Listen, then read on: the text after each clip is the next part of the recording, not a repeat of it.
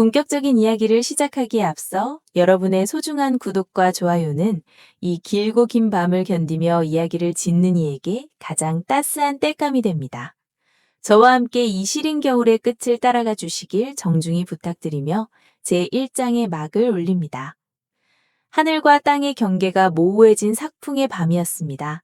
매서운 칼바람은 산천초목의 숨통을 끊어놓겠다는 듯 거칠게 몰아쳤고 쏟아지는 눈송이는 대지를 하얗게 삼켜버렸습니다. 경기도 변방의 허름한 초당, 그곳에서 책장 넘기는 소리만이 고요를 깨우고 있었습니다. 이도원은 해진 손바지 사이로 스며드는 한기를 견디며 낡은 등잔불 아래 앉아 있었습니다.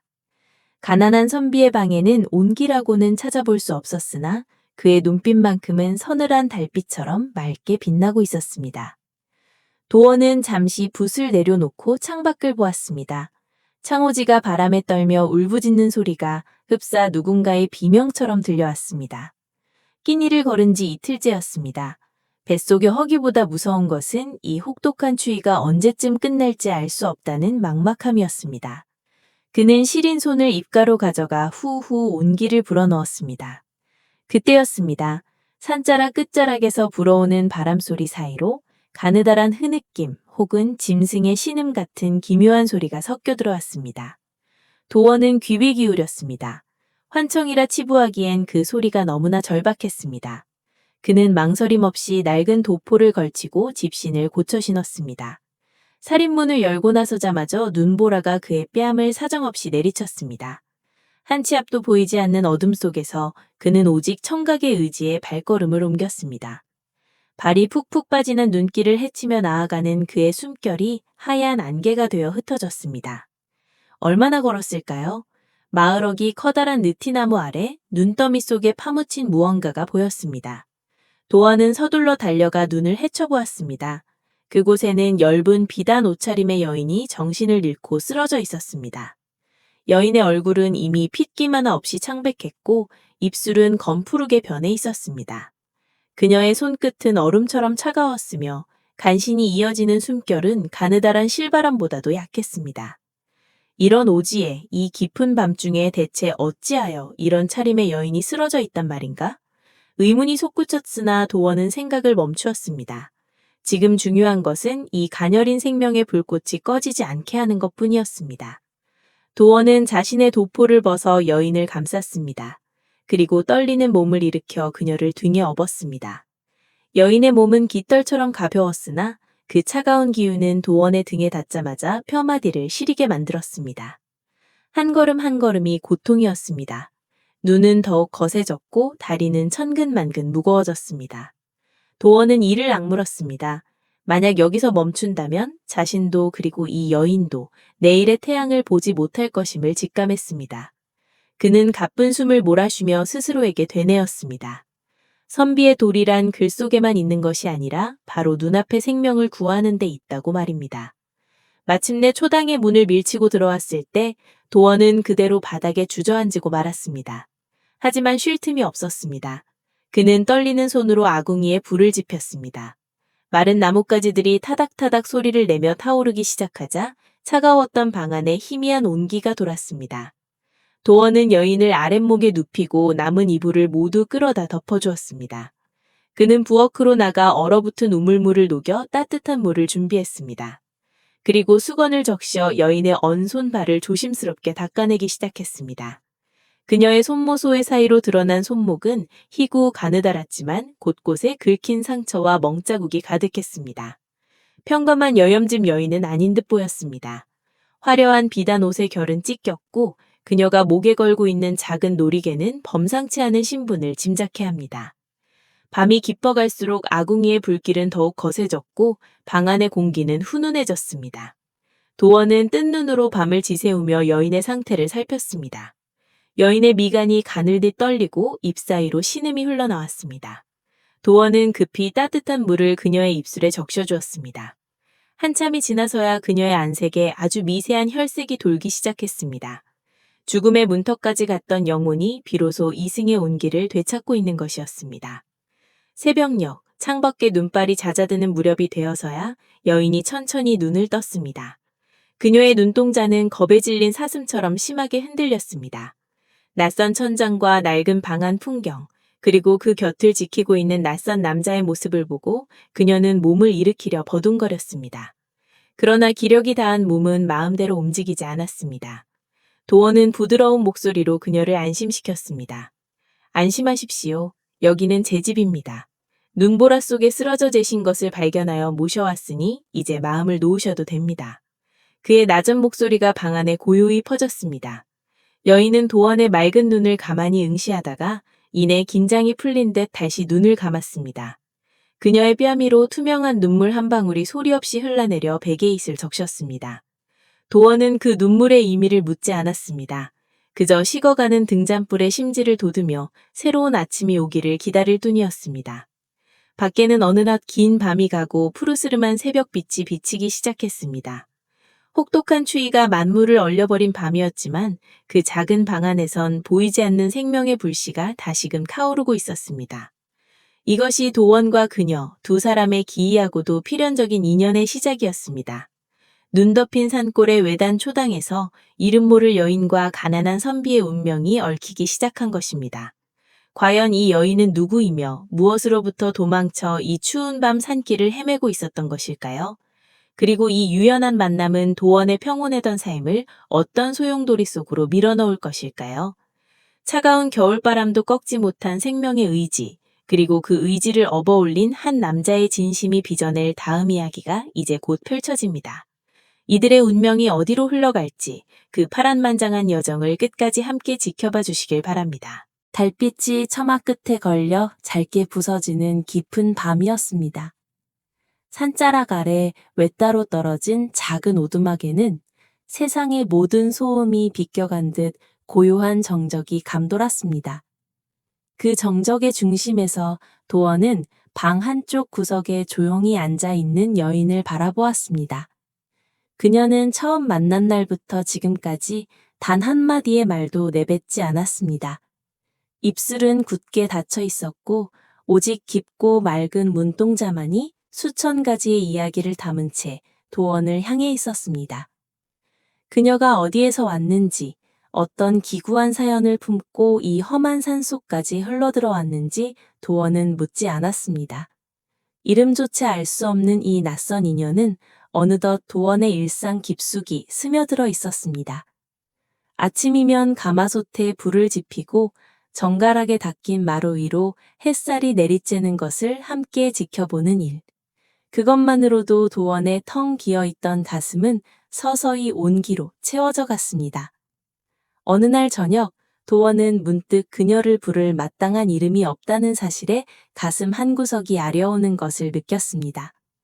존재하지만 불릴 수 없는 영혼이란 얼마나 고독한 것일까 생각하며 그는 조심스럽게 그녀의 곁으로 다가갔습니다.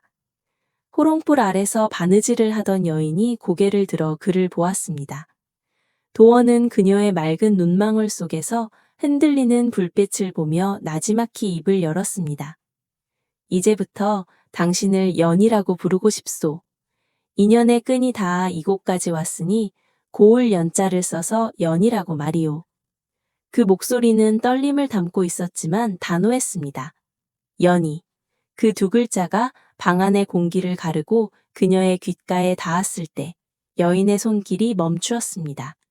마치 평생을 기다려온 주문을 들은 사람처럼 그녀의 눈에 이슬 같은 눈물이 고였습니다.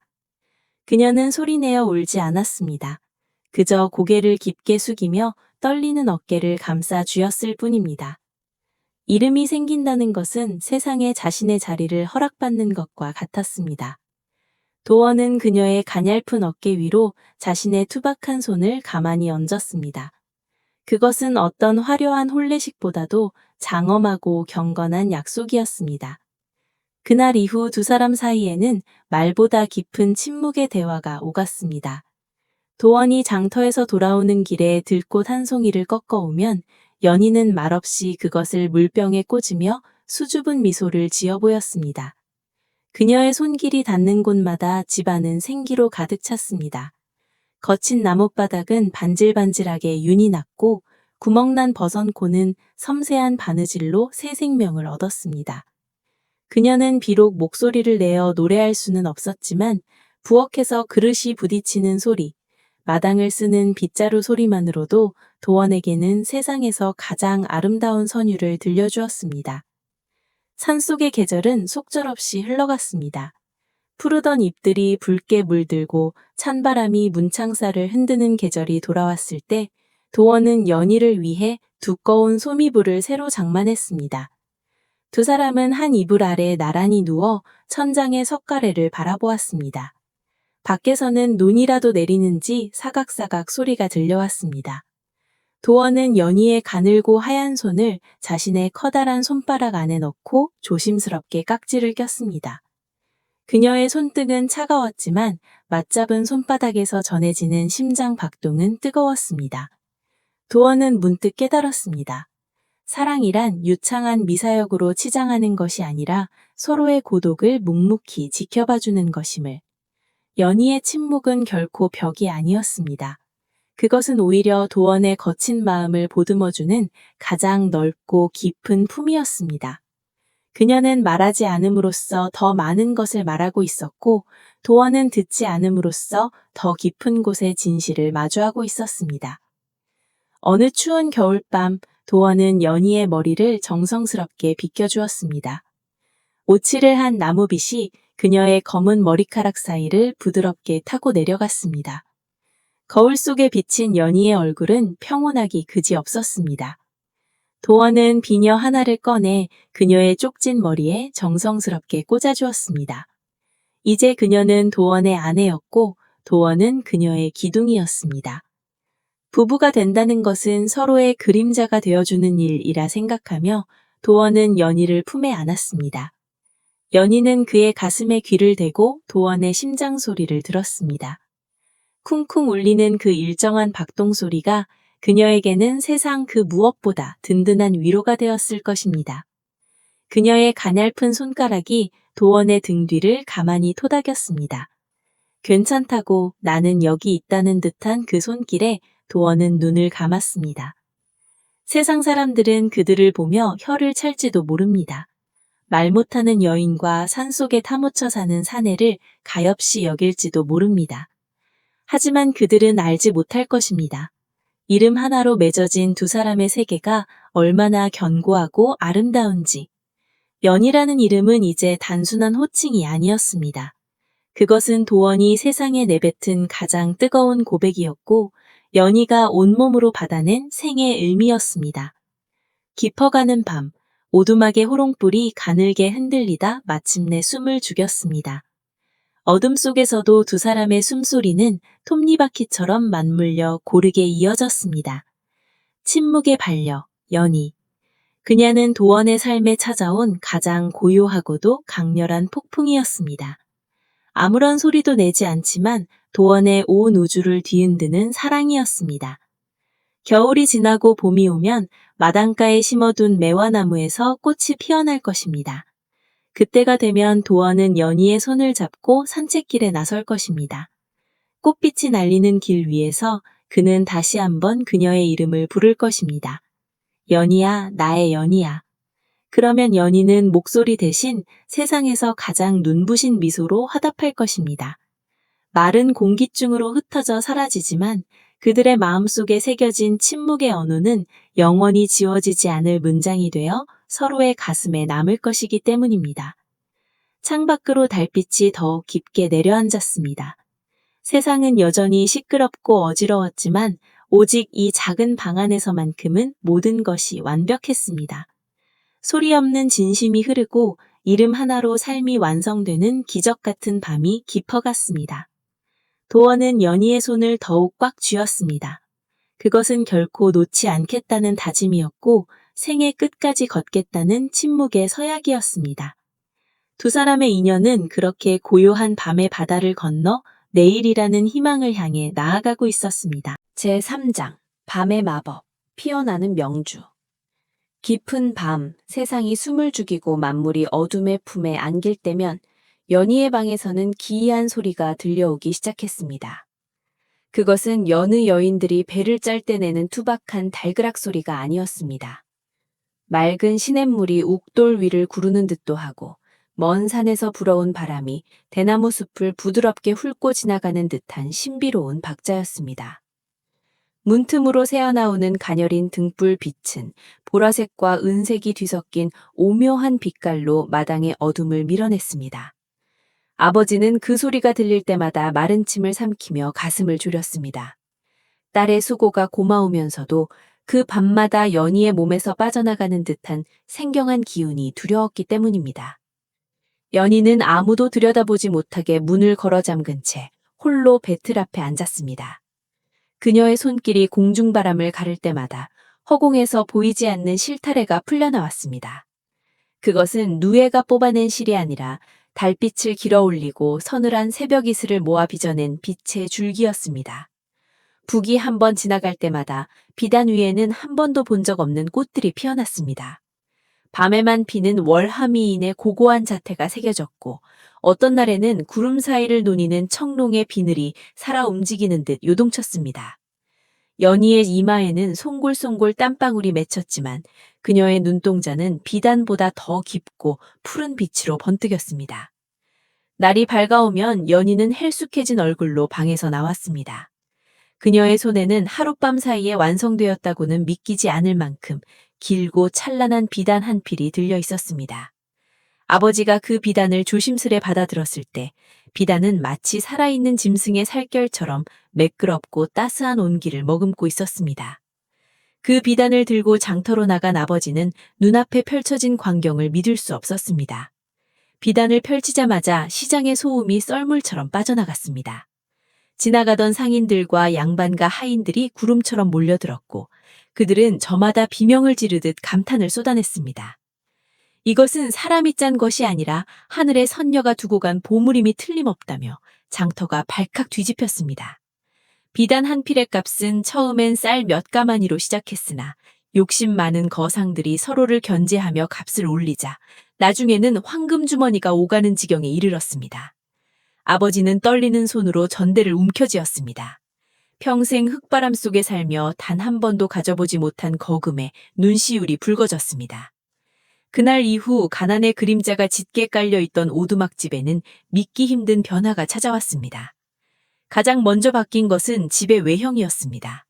비바람이 몰아칠 때마다 집단이 날아가고 빗물이 새어들던 초라한 초가는 허물어지고 그 자리에 튼튼한 기둥과 푸른 기와를 얹은 번듯한 기와집이 들어섰습니다. 마당에는 잡초 대신 기화요초가 심어졌고 뒷간 요태 겨우 매달려 있던 해진 멍석 대신 윤기가 흐르는 비단 방석들이 방마다 놓였습니다. 부엌에서는 더 이상 시큼한 시래기 냄새가 나지 않았습니다. 고소한 기름 냄새와 기름진 고기 익는 향기가 담장을 넘어 동네 어귀까지 흘러갔습니다. 마을 사람들의 시선도 달라졌습니다. 끼니를 걱정하던 가난뱅이 노인이라며 멸시하던 이들이 이제는 아버지를 만날 때마다 허리를 굽히며 대인이라 칭송했습니다. 하지만 아버지는 그 호화로운 생활 속에서도 마음 한구석이 서늘해지는 것을 느꼈습니다. 집안이 일어서고 창고에 재물이 쌓일수록 연희는 점점 더 말수가 적어지고 그림자처럼 조용해졌기 때문입니다. 연희는 새로 지은 화려한 별당에 머물면서도 예전과 다름없이 밤마다 배를 짰습니다. 이제는 비단을 팔지 않아도 평생을 먹고 살 재산이 모였건만 연희는 멈추지 않았습니다. 어느덧 연희의 비단은 도성 안 왕실까지 소문이 퍼졌습니다. 임금의 총애를 받는 후궁들이 연희의 비단을 얻기 위해 하인들을 보내 집 앞에 줄을 서는 진풍경이 벌어졌습니다. 세상 사람들은 이 집을 밤의 마법이 깃든 집이라고 불렀습니다. 연희가 짠 비단을 몸에 걸치면 병이 낫고 근심이 사라진다는 근거 없는 소문까지 더해져 비단의 값은 천정부지로 치솟았습니다. 집안 곳곳에 진귀한 도자기와 금장식들이 가득 찼고 아버지는 비단 옷을 입고 가마를 타고 나들이를 다녔습니다. 그러나 화려한 잔치가 벌어지는 낮의 풍경 뒤에는 늘 적막한 밤의 진실이 숨어 있었습니다. 아버지는 가끔 연희의 방 밖에서 귀를 기울였습니다. 배틀 소리는 예전보다 더욱 치열해졌고 때때로 그 사이로 연희의 가녀린 신음이 섞여 나오는 듯도 했습니다. 그것은 간언을 벗어난 기쁨의 소리가 아니라 무언가 소중한 것을 깎아 비단을 만들어내는 고통의 소리처럼 들렸습니다. 아버지는 금은 보화가 가득 찬 창고를 바라보며 기뻐하다가도 밤이면 홀로 배틀 앞에 앉아 밤의 마법을 부리는 딸의 방을 보며 복잡한 심경에 사로잡혔습니다. 집안이 번성하고 가문의 이름이 높아질수록 연희의 존재는 더욱 신비로운 베일에 쌓였습니다. 마을 사람들은 연희를 부러워하면서도 한편으로는 두려워했습니다. 그녀가 뽑아내는 실이 실은 그녀의 수명이나 영혼이 아닐까 하는 흉흉한 소문이 돌기도 했습니다. 하지만 그런 의구심도 잠시 아버지가 베푸는 화려한 연회와 그 집에서 흘러나오는 재물의 향기에 취한 사람들은 금세 진실을 외면했습니다.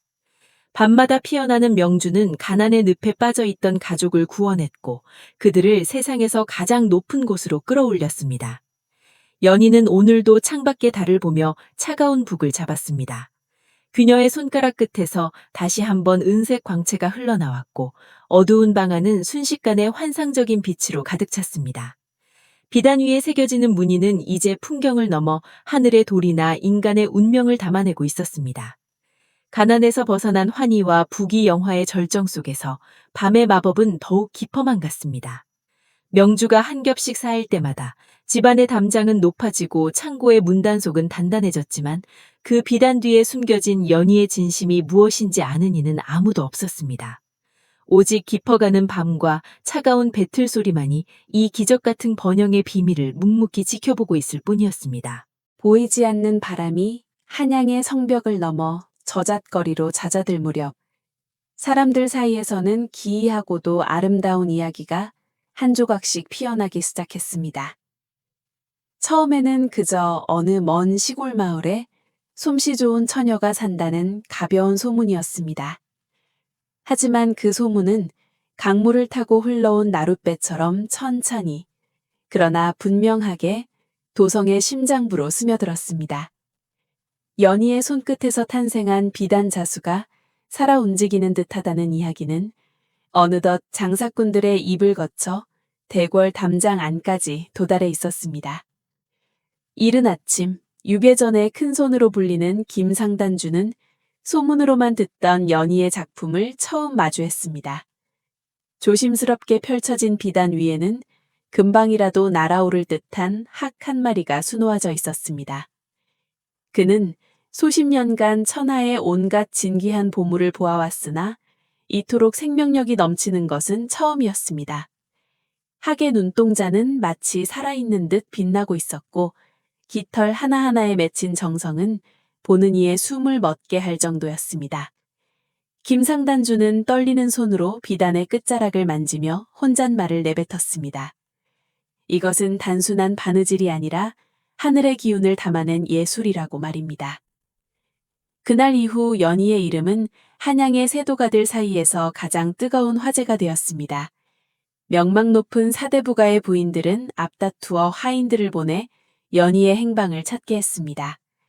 그녀가 만든 저고리를 입으면 집안에 복이 들어온다느니 그녀가 수놓은 병풍을 두르면 해묵은 병이 씻은 듯 낫는다는 식의 과장된 소문까지 덧붙여졌습니다. 하지만 그 과장조차 연희가 보여주는 실력 앞에서는 오히려 부족하게 느껴질 뿐이었습니다. 한양의 북촌, 권세가 당당한 정판서의 댁으로 연희의 물건이 전달되던 날을 사람들은 오래도록 기억했습니다. 화려한 가마들이 줄을 지어 서고 그 안에서 나온 진상품들이 마당을 가득 채웠지만 정작 사람들의 시선을 사로잡은 것은 소박한 상자에 담긴 연희의 자수였습니다. 정판서의 부인은 비단을 펼치자마자 감탄사를 내뱉으며 자리에서 일어났습니다. 그것은 계절을 앞서온 봄날의 풍경과도 같았습니다. 꽃잎마다 맺힌 이슬이 금방이라도 떨어질 듯 투명하게 반짝였고 나비의 날갯짓은 마치 귓가에 미풍을 일으키는 착각을 불러일으켰습니다. 부인은 그 자리에서 연희에게 백지수표나 다름없는 어음을 내어주며 앞으로 자신의 집안에서 쓰일 모든 의복과 자수를 독점하고 싶다는 뜻을 전했습니다. 부와 명성은 거센 파도처럼 연희에게 밀려들었습니다. 예전에는 끼니를 걱정하며 바늘을 잡던 그녀였지만 이제는 그녀의 눈길 한 번, 손길 한 번을 얻기 위해 전국의 상인들이 줄을 서서 기다려야 했습니다. 연희의 집 마당에는 매일같이 비단 더미와 금전이 쌓여갔습니다. 그러나 정작 연희 자신은 그 화려한 변화 속에서도 흔들리지 않았습니다. 그녀는 예전처럼 낡은 등잔 밑에서 바늘귀를 꿰고 자신의 손끝에 닿는 실의 감촉에만 온 신경을 집중했습니다. 돈은 그저 흘러가는 물과 같았고 명성은 흩어지는 안개와 같다는 것을 그녀는 이미 알고 있었는지도 모릅니다. 소문은 마침내 구중궁궐 깊은 곳까지 닿았습니다. 데뷔 전에 부름을 받고 궁으로 들어가는 연희의 행렬은 그 자체가 하나의 장관이었습니다. 한양 백성들은 길가에 모여서서 소문의 주인공을 보기 위해 까치발을 들었습니다. 수수하면서도 기품 있는 연희의 모습에 사람들은 고개를 끄덕였습니다. 진정한 장인의 기운은 거치장에서 나오는 것이 아니라 그 내면의 단단함에서 우러나온다는 것을 모두가 느낀 것입니다. 데뷔마마 앞에서 연희가 선보인 것은 나라의 안녕을 기원하는 십장생도였습니다. 그것을 본 데뷔는 한참 동안 말을 잇지 못했습니다. 화려한 색실들이 어우러져 만들어낸 세계는 인간의 기술을 넘어선 경지에 도달해 있었습니다. 데뷔는 연희의 손을 잡으며 이토록 귀한 재주가 있는 아이가 조선에 있다는 것이 참으로 다행스러운 일이라며 극찬을 아끼지 않았습니다. 이 일로 인해 연희의 가치는 하나 높은 줄 모르고 치솟았습니다. 이제 그녀는 단순히 솜씨 좋은 처녀가 아니라 나라가 인정하는 최고의 장인으로 우뚝 서게 된 것입니다. 그녀가 얻은 것은 비단 물질적인 풍요뿐만이 아니었습니다. 연희는 자신의 능력이 세상에 어떤 위로를 줄 수 있는지, 그리고 진정한 가치는 스스로의 영혼을 쏟아붓는 과정에서 증명된다는 사실을 깨달았습니다. 그녀의 집 앞에는 배움을 청하는 어린 소녀들이 모여들었고, 연희는 기꺼이 자신의 비법을 나누어 주었습니다. 나눔을 통해 그녀의 명성은 더욱 견고해졌고, 그녀의 이름은 한양을 넘어 팔도강산 어디에서나 존경의 대상이 되었습니다. 어느 깊은 밤, 연희는 창밖으로 보이는 한양의 야경을 내려다보았습니다. 멀리 궁궐의 처마가 달빛을 받아 은은하게 빛나고 있었습니다. 그녀의 손에는 여전히 익숙한 바늘과 실이 쥐어져 있었습니다. 수많은 금은보화가 방 안에 가득 차 있었지만 그녀를 가장 행복하게 만드는 것은 여전히 하얀 비단 위에 자신만의 세상을 그려넣는 순간이었습니다. 소문은 바람을 타고 계속해서 번져나갔고 연희의 가치는 날이 갈수록 더욱 찬란하게 빛을 발했습니다. 이제 그녀의 이야기는 전설이 되어 한양의 역사 속에 깊이 새겨지기 시작했습니다. 사람들은 말했습니다. 연희의 실은 마음을 잇는 끈이고 그녀의 바늘은 희망을 꿰매는 도구라고 말입니다. 고통받던 이들은 그녀의 자수를 보며 위안을 얻었고 권력을 가진 자들은 그 아름다움 앞에 겸손해졌습니다. 한양의 저잣거리는 여전히 북적였지만 그 중심에는 늘 연희의 이름이 향기로운 꽃향기처럼 감돌아 있었습니다. 그녀가 만들어낸 것은 단순한 물건이 아니라 사람들의 마음속에 자리 잡은 변하지 않는 가치였기 때문입니다. 그렇게 연희는 부와 명성이라는 거대한 바다 위에 닻을 내렸습니다. 하지만 그녀의 항해는 여기서 끝이 아니었습니다. 더 넓은 세상, 더 깊은 예술의 경지에 대한 그녀의 갈망은 식줄 몰랐습니다. 한양의 밤은 깊어졌지만 연희의 방에서 새어나오는 등잔불은 꺼질 줄 몰랐습니다. 그 불빛은 소문을 넘어 실제가 된 한 여인의 위대한 시작을 알리는 신호탄과도 같았습니다.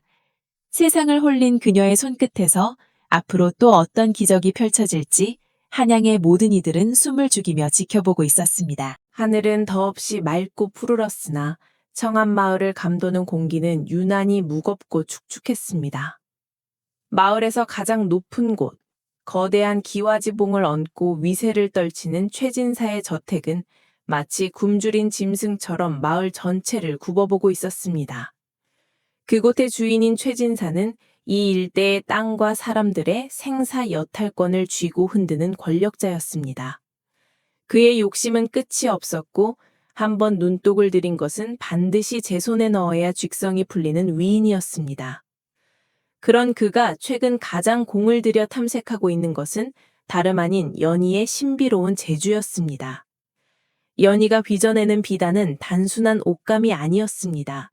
그것은 달빛을 머금은 듯 은은하게 빛났고 바람이 스치기만 해도 천상의 가락이 들려오는 듯한 착각을 불러일으켰습니다. 소문을 들은 최진사의 가슴 속에는 검은 욕망이 소용돌이쳤습니다. 저 계집의 재주만 온전히 제 것으로 만든다면 한양의 권세가들에게 줄을 대는 것은 물론이고 나라 안의 부를 모조리 긁어모을 수 있으리라는 계산이 섰기 때문입니다. 정오의 햇살이 뜨겁게 내리쬐던 시간, 연희는 최진사의 부름을 받고 그의 저택으로 향했습니다.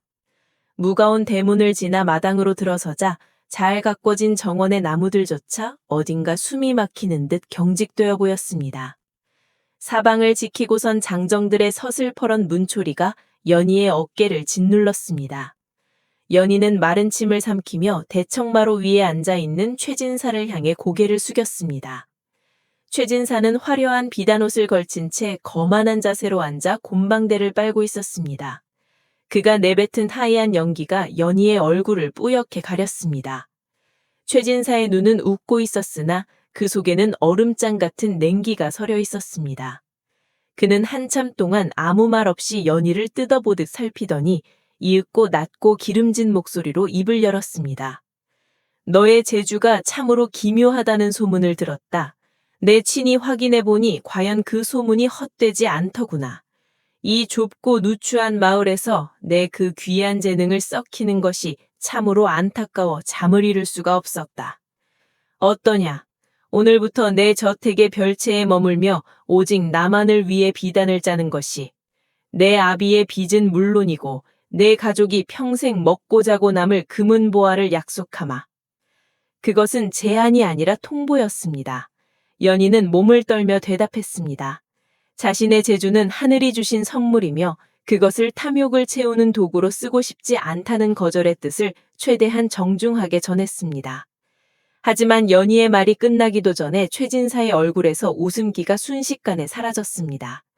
그는 곰방대를 탁 소리나게 내려놓으며 몸을 앞으로 기울였습니다. 최진사의 눈빛은 이제 굶주린 늑대의 그것처럼 번데거렸습니다.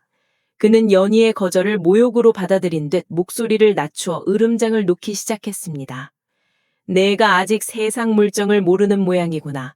내 아비가 경작하는 그 논바닥도 내가 머물고 있는 그 낡은 초가집도 모두 나의 자비 아래에 있음을 잊었느냐? 내가 마음만 먹으면 내 식구들은 내일 당장 길바닥에 나앉아 굶어 죽을 수도 있다. 최진사는 자리에서 일어나 천천히 연희의 주위를 맴돌기 시작했습니다. 그의 가족신이 마루를 밟는 소리가 마치 연희의 심장을 조여오는 듯 했습니다. 그는 연희의 귀에 바짝 다가가 차갑게 속삭였습니다. 내 재주는 이제 내 것이 아니다. 그것은 이 마을의 질서이고 나 최진사의 재산이다. 만약 내 뜻을 거스르겠다면 내 아비의 목숨은 물론이고 너를 아끼는 그 가난한 이웃들이 어떤 화를 당하게 될지 내 장담할 수 없구나. 협박은 구체적이고 잔인했습니다. 최진사는 연희의 가족을 인질로 잡고 그녀의 영혼을 사려 했습니다. 그는 연희의 손을 억지로 끌어당겨 자신의 앞에 놓인 차가운 바닥에 내동댕이 치듯 뿌리쳤습니다. 내일 해가 뜨기 전까지 별채로 들어오너라. 만약 그때까지 내 모습이 보이지 않는다면 관가에 연주를 대어 내 아비에게 억울한 죄명을 씌우는 것쯤은 일도 아니라는 걸 명심해라. 연희는 아무런 대꾸도 할 수 없었습니다. 거대한 권력의 벽 앞에서 자신이 얼마나 무력한 존재인지 뼈저리게 실감할 뿐이었습니다. 눈앞의 최진사는 더 이상 사람이 아니었습니다. 사람의 탈을 쓴 탐욕 그 자체였습니다. 연희는 비틀거리며 저택을 빠져나왔습니다. 등 뒤로 최진사의 비릿한 웃음소리가 따라붙은 듯해 소름이 돋았습니다. 마을로 돌아오는 길 연희의 눈에는 모든 것이 달라 보였습니다. 평화롭게 인사하던 이웃들의 얼굴이 최진사의 손에 의해 이그러질지도 모른다는 공포가 그녀를 엄습했습니다. 길가에 핀 이름 모를 꽃들조차 최진사의 마수 아래 시들어가는 것처럼 느껴졌습니다. 연희는 자신의 손을 내려다보았습니다. 아름다운 비단을 짜내던 이 손등 위에 거미지 같은 최진사의 그림자가 짙게 드리워져 있었습니다. 집에 도착하자 병약한 아버지가 힘없는 웃음으로 연희를 맞았습니다. 연희는 그 웃음을 차마 마주볼 수 없어 고개를 돌렸습니다. 최진사가 던진 그물은 이미 촘촘하게 마을을 덮고 있었고 연희는 그 그물 간가운데 갇힌 작은 새에 불과했습니다. 밤이 깊어갈수록 연희의 한숨은 깊어졌고 방 안을 채운 어둠은 최진사의 음흉한 눈빛처럼 그녀를 옥죄어왔습니다. 연희는 배틀 앞에 앉았습니다. 하지만 평소처럼 맑은 가락이 들려오지 않았습니다. 오직 차가운 쇠사슬이 부딪히는 소리만 귓가를 맴돌 뿐이었습니다. 탐욕의 그림자는 이제 연희의 삶 깊숙이 파고들어 그녀가 가진 가장 순수한 재능마저 검게 물들이려 하고 있었습니다. 최진사의 마수는 단순히 연희의 비단을 탐내는 것을 넘어 한 인간의 존엄과 마을의 평화를 송두리째 삼키려 하고 있었습니다. 창밖으로 보이는 최진사의 저택은 어둠 속에서도 유난히 밝게 빛나고 있었습니다. 그 빛빛은 마치 연희를 부르는 악마의 눈짓처럼 번뜩였습니다. 내일의 태양이 뜨면 연희는 선택해야만 했습니다.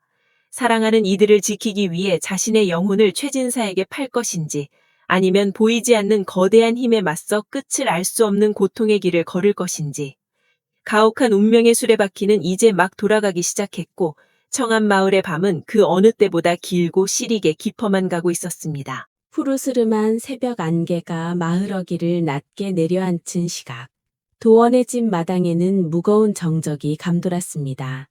아직 동이 트지 않은 하늘에는 희미한 금음달만이 홀로 걸려 이별의 순간을 지켜보고 있었습니다. 도원은 해진 보찜을 어깨에 고쳐매고 한참 동안 먼 산자락을 바라보았습니다. 그 옆에 선 연희는 남편의 옷깃을 여며주며 애써 떨리는 손길을 감추려 노력했습니다.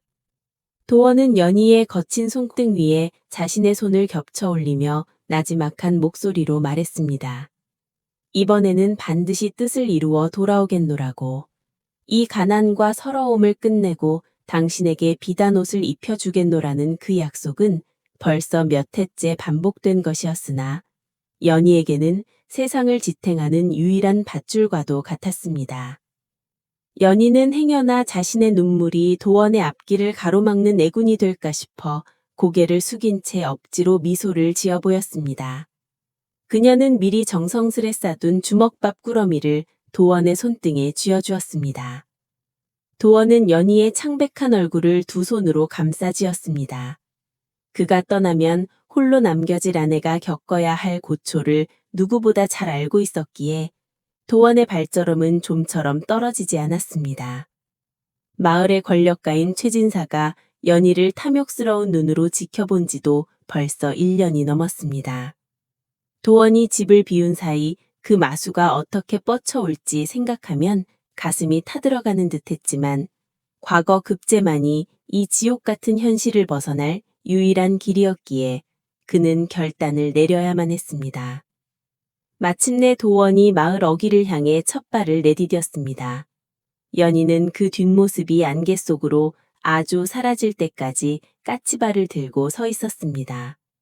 도원이 고개를 돌려 손을 흔들 때마다 연희는 수건을 흔들며 무사히 다녀오라는 무언의 기도를 올렸습니다. 남편의 그림자가 산모퉁이를 돌아 완전히 자취를 감추자 그때야 참았던 울음이 연희의 마른 뼘을 타고 흘러내렸습니다. 텅 빈 마당으로 돌아온 연희는 도원의 온기가 남아있는 방구석을 만져보며 깊은 한숨을 내쉬었습니다. 그러나 슬퍼할 겨를조차 그녀에게는 사치였습니다. 당장 오늘부터 시작될 홀로서기와 무엇보다 자신을 옥죄어올 최진사의 위협이 실체적인 공포로 다가오고 있었기 때문입니다. 해가 중천에 뜨기도 전에 마을에는 불길한 기운이 감돌기 시작했습니다. 연희가 개울가에서 빨래를 하며 마음을 추스리고 있을 때 난데없는 말바꿈 소리가 정적을 깨트렸습니다. 고개를 들어보니 최진사의 수하들이 거만한 태도로 그녀를 내려다보고 있었습니다. 그들은 도원이 떠나자마자 기다렸다는 듯 나타나 도원이 빌려간 곡식의 이자가 산더미처럼 불어났다며 억지를 부리기 시작했습니다. 연희는 당황하며 분명 지난달에 모두 갚았다고 항변했지만 그들은 막무가내였습니다. 최진사의 신복인 행랑아범은 비릿한 웃음을 지으며 돈을 갚지 못할 거라면 차라리 진사어른의 첩실로 들어오는 것이 어떻겠느냐며 노골적인 본색을 드러냈습니다. 연희의 가슴은 분노와 공포로 거세게 요동쳤습니다. 그녀는 빨래방망이를 움켜쥔 채 당당히 맞섰지만 힘없는 아낙네의 저항은 그저 가련한 몸짓에 불과했습니다. 최진사의 수하들은 비웃음을 남기며 사흘의 기한을 주겠노라는 위협적인 말을 남기고 떠나갔습니다. 사흘, 그 짧은 시간 안에 그 많은 곡식을 마련할 방법은 어디에도 없었습니다. 연희는 남편이 한양으로 향하는 길목에서 혹여나 이 소식을 듣고 발길을 돌릴까 걱정되어 아무에게도 도움을 청할 수 없었습니다. 도원이 오직 공부에만 전념하여 뜻을 이루기를 바라는 마음이 그만큼 간절했기 때문입니다. 그날 밤 연희는 호리병 불빛 아래에서 도원의 낡은 서책을 어루만지며 밤을 지새웠습니다. 밖에서는 소름 끼치는 올빼미 울음소리가 들려오고 문창지 너머로는 누군가 엿보는 듯한 그림자가 일렁였습니다. 연희는 문고리를 단단히 걸어 잠그고 가슴에 작은 은장도를 품었습니다. 남편이 떠난 빈자리는 생각보다 훨씬 크고 차가웠습니다. 한편 한양으로 향하던 도원은 주막에 앉아 연희가 싸준 주먹밥 한 입 베어 물었습니다. 밥알 사이로 연희의 눈물 맛이 느껴지는 듯해 목이 메어왔습니다. 도원은 하늘을 바라보며 연희가 무사이기만을 빌고 또 빌었습니다. 그는 자신이 성공해야만 하는 이유가 단순히 명예를 위한 것이 아니라 사랑하는 여인을 지키기 위한 절박한 생존의 문제임을 다시금 뼈저리게 느꼈습니다. 하지만 운명은 가혹했습니다.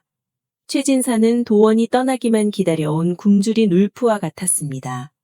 그는 이미 관과와 결탁하여 연희를 몰아세울 계략을 모두 짜놓은 상태였습니다. 마을 사람들은 최진사의 건세가 무서워 연희의 고통을 외면했고 연희는 철저히 고립되어 갔습니다.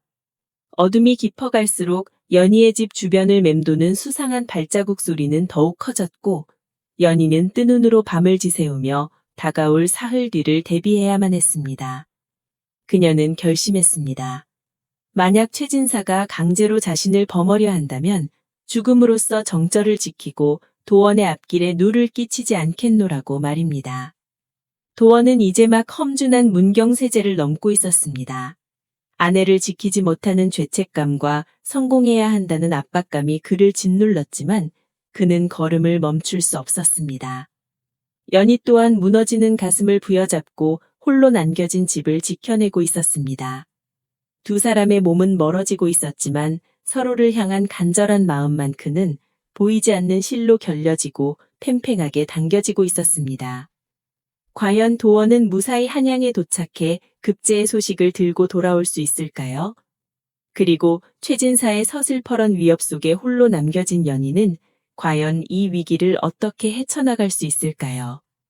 폭풍전야와 같은 긴장감이 연희의 작은 초가집을 감싸 안으며 달빛조차 구름 뒤로 숨어버린 처량한 담이 깊어만 갑니다. 남편을 향한 일편단심과 자신을 지키려는 연희의 눈물겨운 사투가 이제 막 시작되려고 하고 있습니다. 도원과 연희의 애절하고도 치열한 다음 이야기가 궁금하시다면 영상 하단의 구독과 좋아요를 꼭 눌러주세요. 여러분의 따뜻한 응원은 이 이야기를 계속 이어나가는 데 큰 힘이 됩니다. 소중한 시간 내어 끝까지 들어주셔서 진심으로 감사합니다.